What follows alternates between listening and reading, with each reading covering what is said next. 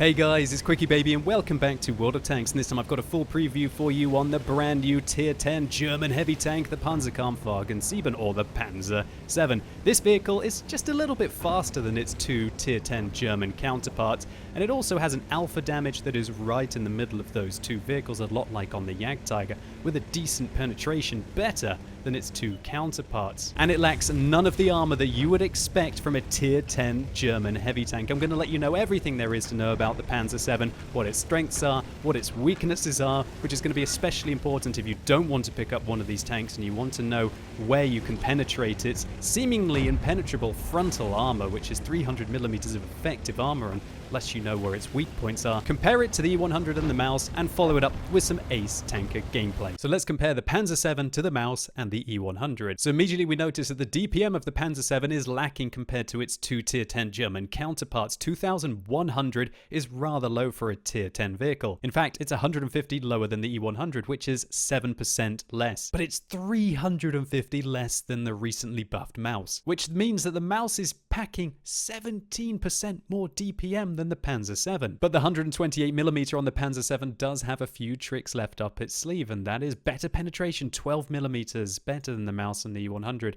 when we look at the premium rounds on this tank, we're talking about 315mm penetration APCR rounds. And combine that with better shell velocity on your standard rounds at 1,100 meters, way better than the Maus and massively better than that 150mm on the E100. And that means you are going to be sniping at long range so much easier than you would on the Maus. And even the Maus's premium rounds have got 311mm of penetration and 1,150 meters a second velocity, while the Panzer 7 is packing 1,350 meters a second velocity. It is a much better sniper, if only for the shell velocity. One thing to keep in mind with the Panzer 7, however, is that it doesn't really carry that many rounds of ammunition, well, at least compared to its German counterparts. 40 rounds, then again, I guess you're going to have to be continuously firing for about 10 minutes to get through them all, but that's not the point. The point is that the E100 can take 16 rounds of each kind of ammunition in its vehicle, which is a really nice luxury when you want to get into those high explosive slugfests at long range with a vehicle with very nice armor that you otherwise couldn't pen even with heat. And this means with the Panzer 7, unless you don't take many high explosive rounds at all, then you might start to have to dip into your APCR rounds when you run out of AP, maybe 5 or 10 minutes into the game. So what about the gun handling? Well, 2.6 seconds is right in the middle of the Maus and the E100, and my word, I can't believe the Maus has got such good weapon handling now. 0.37 accuracy, again slightly worse than the Maus, but better than the E100. And the turret traverse, the same story, better than the E100,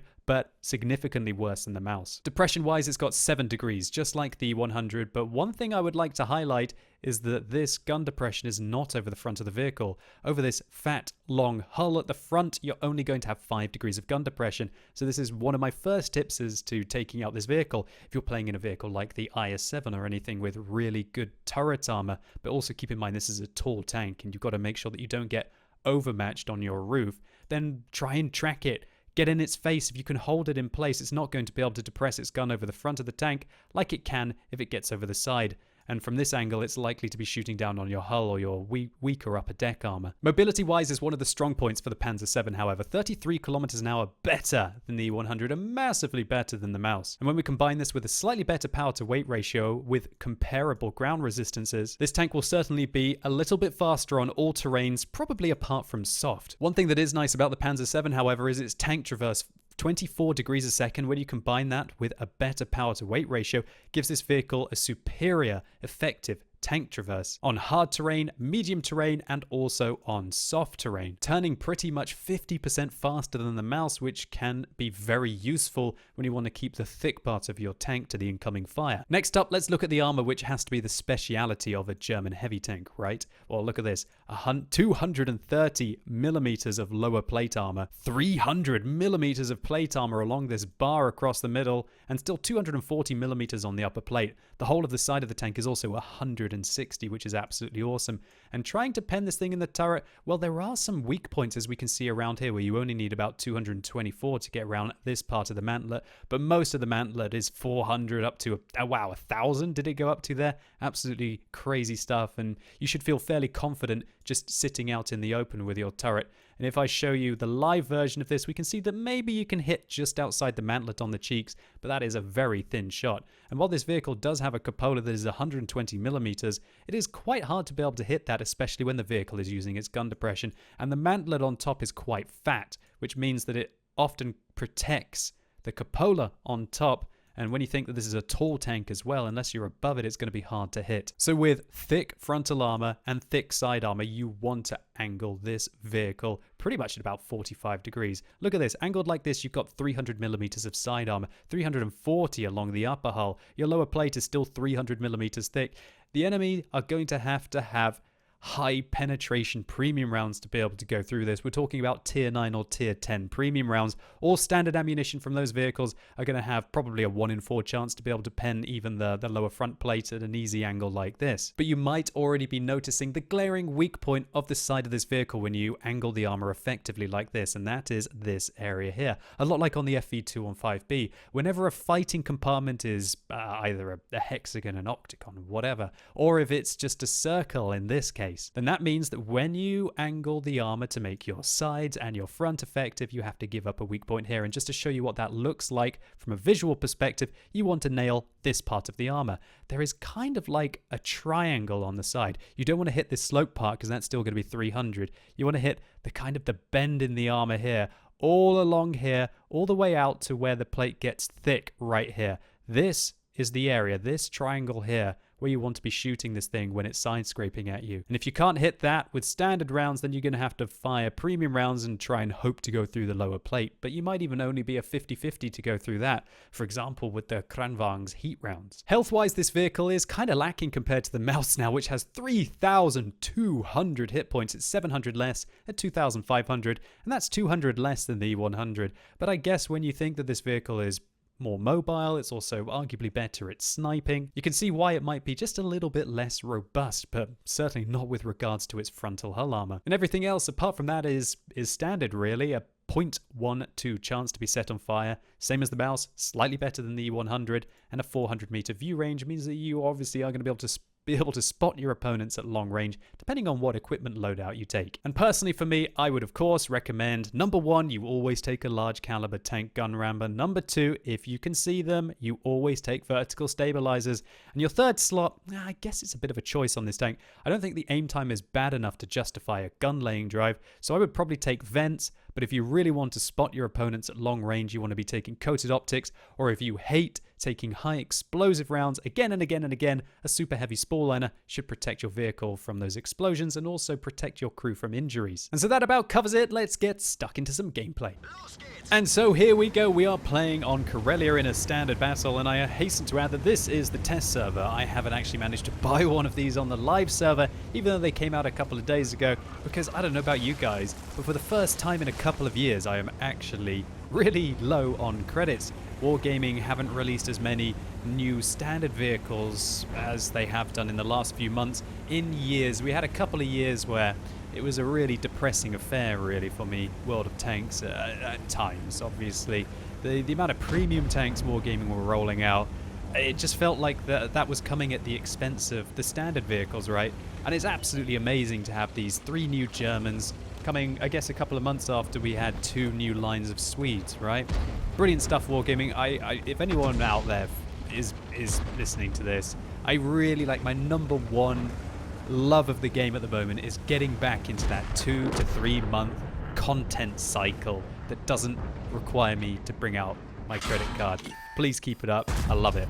So, we've got into position in the Panzer VII. Immediately we see an STRV-103B go right through the mantlet, that part that I was showing you. There's pretty much a ring around the center of the gun that people can manage to penetrate, but we go through the IS-4 with our standard ammunition. And I think I'm going to try my best to only fire standard ammunition in this replay, because I want to give you guys an idea of what you can achieve even against some heavily armored vehicles with this 258mm of penetration.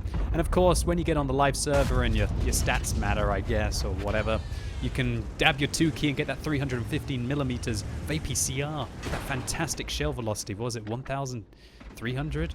I think it was. 1,300 meters a second is absolutely awesome. So we go through the 430 there, and it doesn't take long before the artillery puts a round onto us. 959 damage from a premium high explosive round. Well, I guess that's where you wish you were using a super heavy spore liner, right? And not ventilation like me. I don't know what this CDC is doing, but it's certainly not very sensible. The CDC takes a big old hit there, and I'm just trying to figure out where the Object 430 hit us. Oh my lord! That Object 140, sorry, not a 430, hit me right in the cupola at the top, so I guess it is a little bit prominent, right? Nevertheless, we pick up our first kill of the game, shutting down that Leopard, and you guys can see that even though this vehicle's DPM is rather poor, when you're so consistent with your shots, with the pretty good accuracy, pretty good aim time, fairly good gun handling, and decent penetration, then you can whack up the damage very quickly indeed. And in 2.5 minutes, I'm up to 3,300 damage. You know what, if I was to die here, and it's looking like I might die here, it's just me and a mouse holding back how many tanks? It's pretty much about 9 tanks on the enemy team right in front of us, and then me and a mouse are going to try and hold them back. Then you do rack up the damage fairly quickly, and even if I was to die with 3,800, that's still a great game for me in a tier 10 tank. But the enemies are scared. They're not rushing us. It looks like they're trying to practice their rounds against the mouse's armor. And oh my word, what is that Jagdpanzer 100 doing? Where did he come from? There's a Jagdpanzer 100 in the middle of 9 tanks right about now. What is he doing? How long will he last? Looks like the enemies finally figure out that there's a tier 10 German tank destroyer who wanted to put a round into the STRV 103B, which actually helps me out considerably because I can overmatch the lower plate of that tier 10 Swedish tank destroyer. Nothing he could do there. His lower plate and mid plate is 40 millimeters, and I got a 128 millimeter gun, or is it 100? Yeah, it is 128, right? Yeah, 128 millimeter gun, which is over 3 times the caliber of his armor, and so that means that I'm always going to overmatch. So I'm trying to use this dead FV215B183. I'm trying to position him in a location where I can still try and get some shots through. Will we hit the lower plate of the IS-4? Oh, lovely shot in there, dealing 500 damage to him. Now remember, the alpha damage on this vehicle is 560, exactly like on the Jagdtiger. And you know what, for me it's been quite a pleasant alpha damage. I prefer it to the 490 on the mouse. Although I would argue, and look at the cupolas on the Object 140, they've been made so much more prominent now, and we're able to snipe one into the top of that guy's tank. But I think the 560 alpha damage on this vehicle just feels like a real sweet spot for me. I prefer it to the mouse, but arguably I would definitely rather have the mouse's gun. Because, let's be honest, the mouse's rate of fire now is absolutely incredible. And so even though the alpha damage is 70 higher on this vehicle, if I could have the extra 15% DPM, like I said, on the mouse, I would certainly take that. So now we are just cleaning up. We held on to our flank. Looks like the enemies were foolish enough to not try and push round the mouse, to push round the Panzer VII. And now we get the easiest shots into the back of the IS-7. The mouse hits the 50B. Will we be able to get round the corner to finish him off? Maybe we can get our 5th kill. We're at 6,500 damage. Great game. The 50B's going down swinging as he shuts down a CDC and picking up his 5th kill. And an E100 comes over the ridge and says no more of that sunshine. So a pretty typical game of the Panzer VII and the situation that you want to try and get yourself into. You always want to control the engagement because your DPM is not the highest, and so you will get overwhelmed if you get flanked. And while its frontal hull armor is absolutely incredible, as we can clearly see, there are some fallible parts of the armor. And also with that absolutely bludgeoning shell from the artillery, you can see that you're not going to be taking hits from a T92's premium rounds all that often. Are probably going to be dead in a couple of them, right? Nevertheless, this tank is an absolute side-scraping monster, and I performed very well in this tank without having to resort to the APCR rounds. And when you do resort to those APCR rounds, you can hit long-range targets with ease and also have the clout to be able to penetrate them. So this round was an ace tanker for us, a high caliber for the 6,500 damage that we dealt. How did that mouse do who was next to me? Well, it doesn't look like he did that well, 1,300 damage. But I'm really not sure if that was down to the fact that the Panzer VII is so much better than the mouse. It might be something to do with the player in the tank. Because if we're honest and we looked at the comparison between the Panzer VII and the mouse, I'd say the mouse does have the better gun with regards to pretty much everything. apart from shell velocity and a tiny little bit of extra penetration along with that alpha damage. So how much damage did we ricochet here? Well, we took 11 hits, 2,000 blocked. We hit every shell that we fired and 14 of those penetrated. And because we didn't dip into the APCR rounds, we make 43,000 credits profit. Nice result. So all in all, what do I think of the Panzer VII? Well, I think it makes so much more sense that the VK 4502A and the 4502B lead into the Panzer VII than they did leading into the Maus. And I think with the addition of the VK 10001 and also with the Moistian, that line just makes so much more sense. So I think Wargaming have done a great job by putting this vehicle into the game, not making it the same as the Clan Wars reward tank, and so those players don't feel cheated, and everything just feels a little bit more progressive and natural within the German heavy tank lines. But that by no means indicates that the Panzer VII is any good just because it makes sense in the tech tree. All in all, I think this vehicle is good. It's not great. I think at the moment the Maus is great. And I think if you're wanting to get a tier 10 German heavy tank, the one that I would recommend at the moment, and probably for the first time, utterly the Maus. Previously, I would say the E100 is great, the Maus is great, but I think with the recent buffs to the vehicle, it is just the better tier 10 German heavy. But nevertheless, the Panzer VII is still a good vehicle. It's kind of novel with the way that you can side scrape it, and at least unlike the Maus, you can point your gun towards your opponents and still have your most effective armor there. Because everybody knows how frustrating it is when you play the Maus and you point your gun towards the enemy, and so that means that they can penetrate your cheeks. That simply doesn't happen with the Panzer VII. With the Panzer VII, you want to keep your gun pointing towards your enemy because that's where your mantlet is. And so if you're a player who doesn't like the whole mouse turning of the turret, wait for the shot, turn the turret back, and you like the more conventional point and shoot, then maybe the Panzer VII will be the tank for you. And hopefully I've indicated to all of you exactly how you can take one of these on by shooting the side of the fighting compartment here, or alternatively dabbing that 2 key and engaging the lower plate. Otherwise you are going to have a hell of a time trying to get through this tank. And keep in mind, even if this vehicle is facing directly towards you, just like this, it's still got 260 millimeters of lower plate armor. So most tier 10 and tier 9 tanks are a 50-50 whether they go through it. And so hopefully you guys enjoyed this preview, or maybe it was just useful to you. If you did, please consider giving the video a like. It really helps the channel out. And if you're watching this video as it's released on Sunday, it's time for another Tech Tree Showcase live on twitch.tv/QuickyBaby. Today I'm going to be playing the British medium tanks because of their recent buffs. So big thank you to Arthur Dixon and also to NoxyDocs for making those suggestions, as well as people on Facebook like Orvid and David, who looks like you guys really want to see your British medium tanks, and you know what? I love my British medium tanks. So I'm hoping this is going to be one of my best Tech Tree showcases yet. And if you haven't seen one before, it's basically like a mini tank review starting from tier 1 and culminating today with the Centurion Action 10. And so if you don't already have any of the British medium tanks, you can see if it's a line that you'll be interested in, and if you already have them, maybe pick up a few tips and tricks along the way. And let me know in the comments what you think about the Panzer VII. Do you think it looks better than the E100? Do you think it looks better than the Maus? Or do you think that it looks like the weakest